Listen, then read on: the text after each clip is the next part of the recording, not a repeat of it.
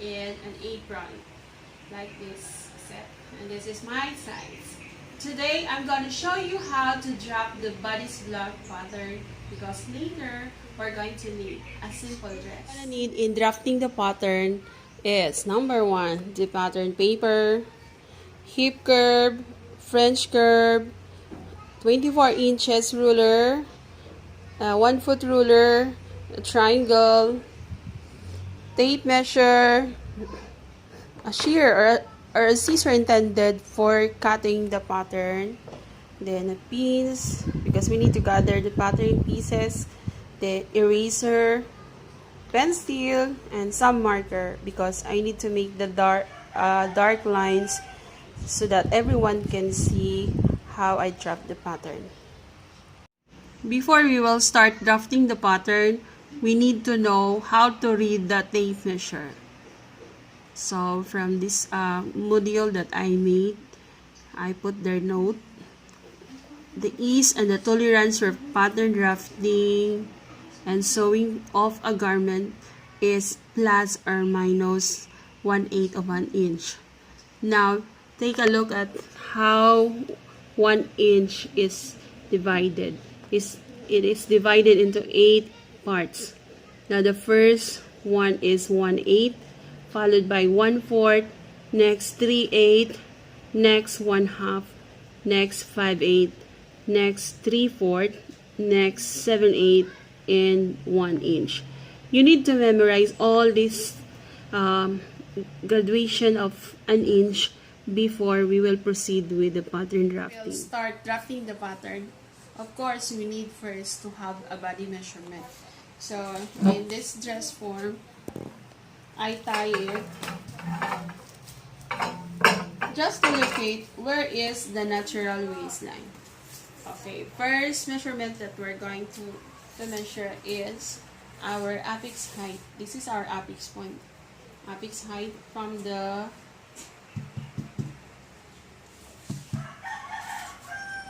corner of the neck and the shoulder that the tape measure will start. Okay, down to your apex point. Apex point is here. So from this measurement, this is 9, but you need to add 1/2. Then go down to your front bodies, just like this. This is 16.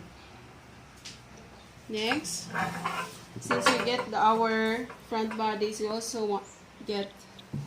also get our back bodies. If this is yourself, you touch your neck portion. There is a nape here. So under your nape, you measure your back bodies. Somewhere here.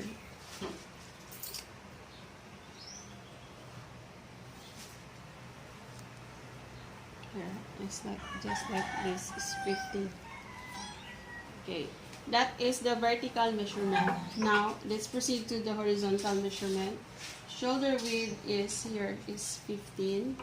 From one shoulder tip point to the other shoulder tip point. It's 15. Next is the apex distance. How to measure the apex distance is you clip your finger like this and like that. So from this dress form, the apex distance is 6 inches. That is the horizontal measurement. Now let's come to the circumferential measurement. This is the bust. Now do not measure the bust on the front portion, but you can measure it on the side or at the back. Don't forget to insert your 2 fingers.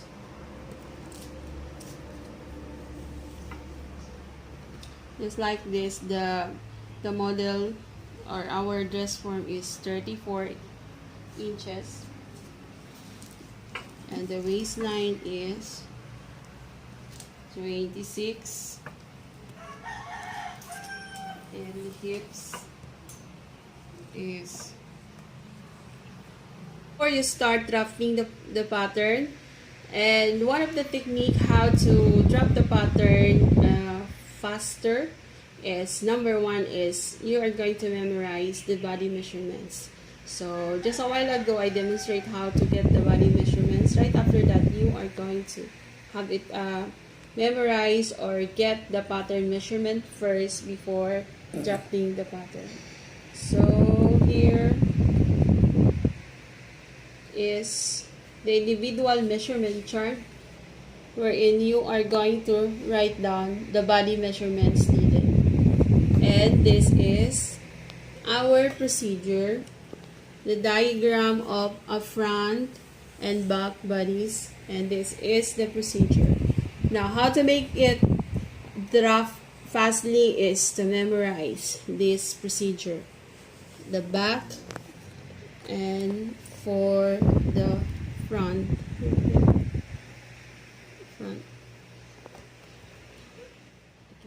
It is good to write down the body measurements on the pattern paper. Now with this demonstration, I am going to use a marking pen so you can see the lines. So let's start. Let's mark the corner of our pattern as our 0 because this is a perpendicular. This is 90 degrees in angle. So let's get started. 0 to 1 is 1 inch. Have you seen 1 inch? Now mark it as 1. Next, from 1 you measure your 1/4 of your bust. For example, your bust is 34. The 1/4 for that is 8.5. And mark it number 2. Then continue. 1 to 3 is your back bodice measurement. Just like this measurement is 15. This is number 3. Okay. Squared. It's squared across 0.3 like this.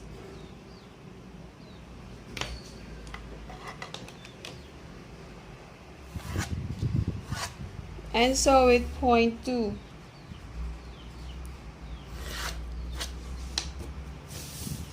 Okay. So that is number 3. 0 to 4 is 3 inches standard for the back neckline. So this is our 4. The measurement is 3. 0 to 5 is 1/2 of your shoulder width. If the shoulder width is 15, the 1/2 is 7.5. So this is our 5. Then from 5, you measure 3/8 inward going inside. 1, 2, 3.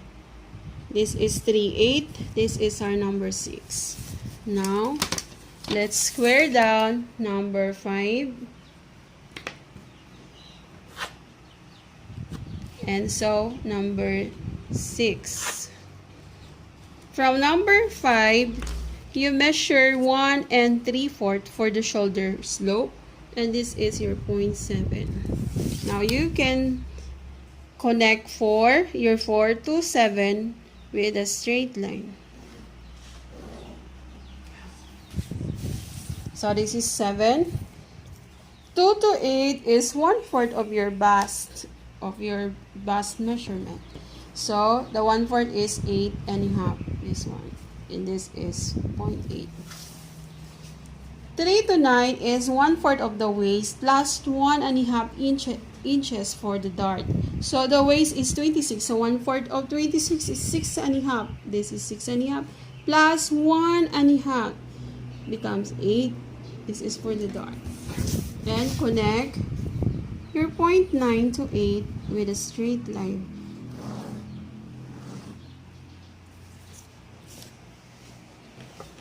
And connect 1 to 4 with this position, your back neckline.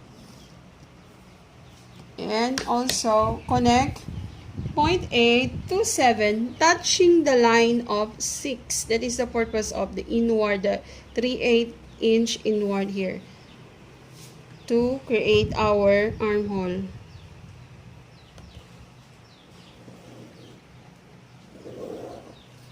And for the dart, we're going to have the half of the apex distance measurement. The apex distance measurement is 6 1/2. So half for that is 3 3/4 plus another 1/2 because that is for the back. So, oh, it's not 3 3/4. Sorry, folks. Cut sa TV. Next in the procedure, 3 to 10 is the 1/2 apex distance measurement. Now, the apex distance is 6 1/2. So, 1/2 of 6 1/2 is 3 1/4. Come here, come here. And add 1/2 inch because this is the back pattern.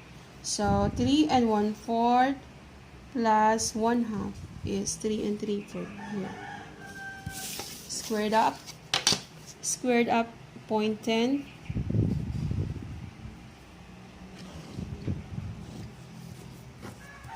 And the standard measurement is 7 inches. This is now our 11. Now measure 3/4 both sides. 3/4, 3/4. And mark this one number 13 and number 12. And construct your dart using a hip curve.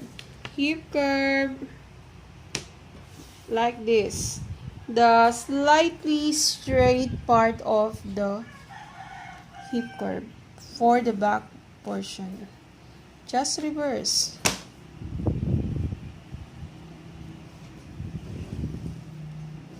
Okay, and we'll put in here CB, which stands for center back. This is center back. And that's it. I'm gonna put here the date. And this is my signature plate. Now to draft the front bodice pattern, simply from the point 3, you're going to stand your line across. Of course, you need your line to be a perfect 90 degrees angle line. So square this one across, or you can follow the line here. Put your 24 inches ruler and extend the line up to here. Just straight. And so with your point 2 here in the bust line. By the way, 2 here to 8 is your bust line. And your 3 to 9 here is your waistline. Okay, next, just simply, we're gonna transfer this measurement here. Your 2 to 8 is 8 1/2, the 1/4 of your bust. Just transfer here 8 1/2 and add 1 inch as a standard for ease or tolerance. Mark this point here as B and square it down.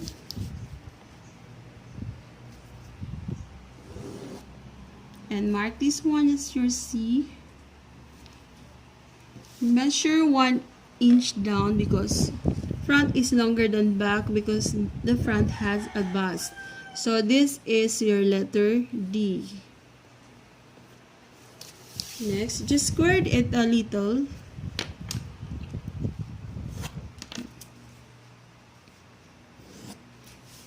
Up to the 1/2 of your apex distance measurement. The apex distance is 6 1/2, 1/2 is 3 1/4. Here. And we're gonna put our dart here to make our work fast. 3/4 and 3/4 both sides. So this is letter L, this is P and O. Okay, let's proceed. Let's also square this one up, or I could hardly get the lines straight. I will use a ruler here. And from B, you measure the 1/4 of your bust, which is 8 1/2 here. And this is our A. And from A, you measure 3 inches standard for the front, This is letter F. Now, squared A across.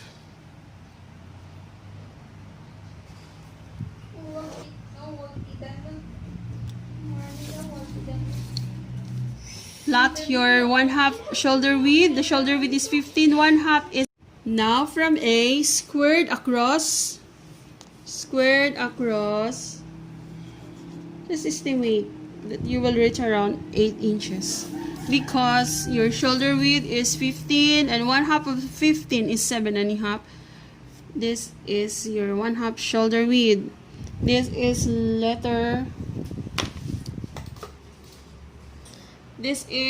letter G.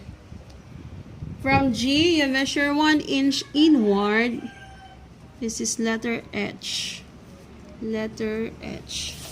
And G should be squared down.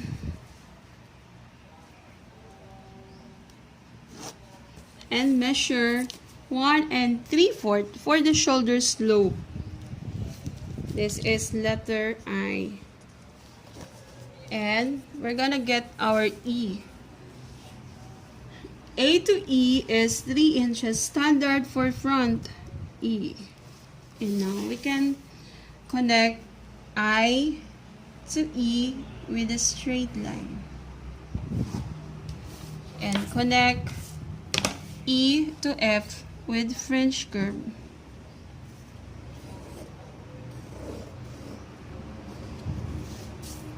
We're also gonna square down H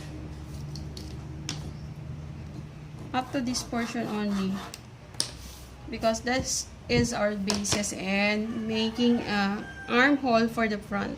Now we will connect the 0.8 here, which in front, or if you're going to drop the pattern in a separate way, this is letter J here. J to I, connect J to I with a French curve, touching the line H, like this.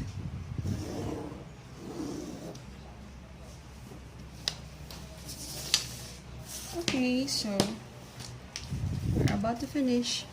So your C to K is 1/4 of your waist. 1/4 of waist from this model is 26. 1/4 of 26 is 6.5 plus 2 inches. And this is your letter K. Connect K to J with a straight line. And connect letter P. This is letter P and letter K with a hip curve in this manner.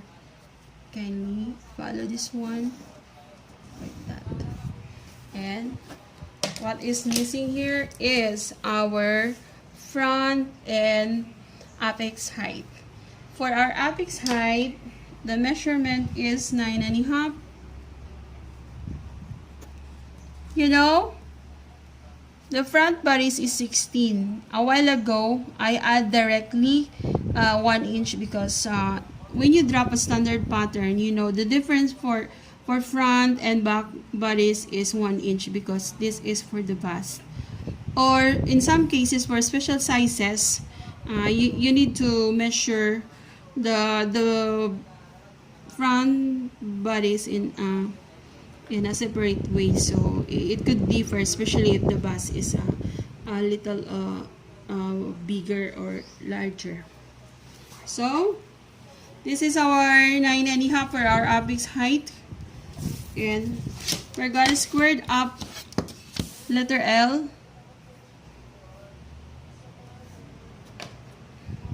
Or if you don't want to square it up, you simply get the measurement. This is 3 1/4 here, and transfer the 3 1/4 here.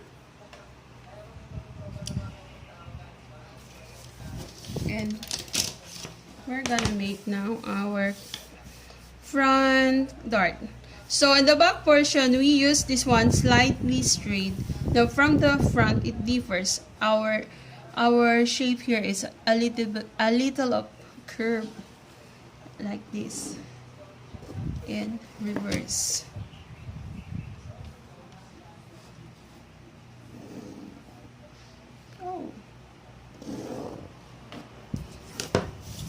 that's it. So we will mark it as CF, which stands for center front.